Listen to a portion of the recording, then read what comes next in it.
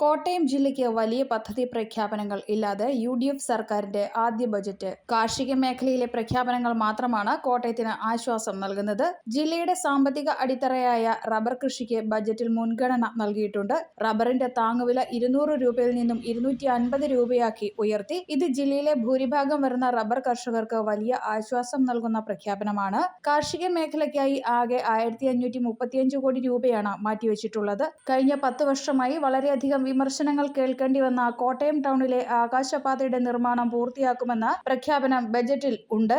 ആകാശപാത പൂർത്തിയായാൽ കോട്ടയം ടൗണിലെ ഗതാഗതക്കുരുക്കിന് ഒരു പരിധിവരെ പരിഹാരം കാണാൻ കഴിയും എന്നാണ് വിലയിരുത്തപ്പെടുന്നത്.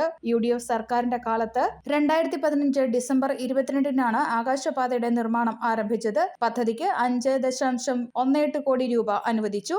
1 കോടിയിലധികം രൂപ ചെലവിട്ടാണ് തൂണുകൾ സ്ഥാപിച്ചത്. എന്നാൽ പിന്നീട് വന്ന എൽ.ഡി.എഫ് സർക്കാർ ആകാശപാതയുടെ നിർമ്മാണത്തിന് വേണ്ടത്ര താൽപര്യം കാട്ടിയില്ല. സ്ഥലം ഏറ്റെടുക്കൽ സംബന്ധിച്ച് പ്രശ്നങ്ങൾ വന്നതോടെ നിർമ്മാണം നിലയ്ക്കുകയും ചെയ്തു. യു.ഡി.എഫ് സർക്കാർ അധികാരത്തിൽ വന്നാൽ ഈ വർഷം തന്നെ പദ്ധതി യാഥാർത്ഥ്യമാകും എന്ന് കോട്ടയം എം.എൽ.എ ആയ സ്പീക്കർ തിരുവഞ്ചൂർ രാധാകൃഷ്ണൻ ഉറപ്പു നൽകിയിരുന്നു. ശബരിമല ക്ഷേത്രത്തെ തിരുപ്പതി മോഡലിൽ വികസിപ്പിക്കും എന്ന് ബജറ്റ് പ്രഖ്യാപനം. ശബരിമലയുടെ പ്രധാന ഇടത്താവളമായ എരുമേലി ഉൾപ്പെടെയുള്ള പ്രദേശങ്ങളിലെ വികസനത്തിനും തീർത്ഥാടന സൗകര്യങ്ങൾക്കും വൻതോതിൽ ഗുണം ചെയ്യും എന്നും വിലയിരുത്തപ്പെടുന്നു. വലിയ പദ്ധതികൾ കുറവാണെങ്കിലും കോട്ടയം ജില്ലയിലെ ഭൂരിപക്ഷം ജനങ്ങളെയും ബാധിക്കുന്ന റബ്ബർ വില വർധന, തീർത്ഥാടക ടൂറിസം പദ്ധതികൾ എന്നിവയിലൂടെ കോട്ടയത്തിന് ബജറ്റിൽ നിർണായകമായ പരിഗണനകൾ ലഭിച്ചിട്ടുണ്ട് എന്ന് വിലയിരുത്തപ്പെടുന്നു.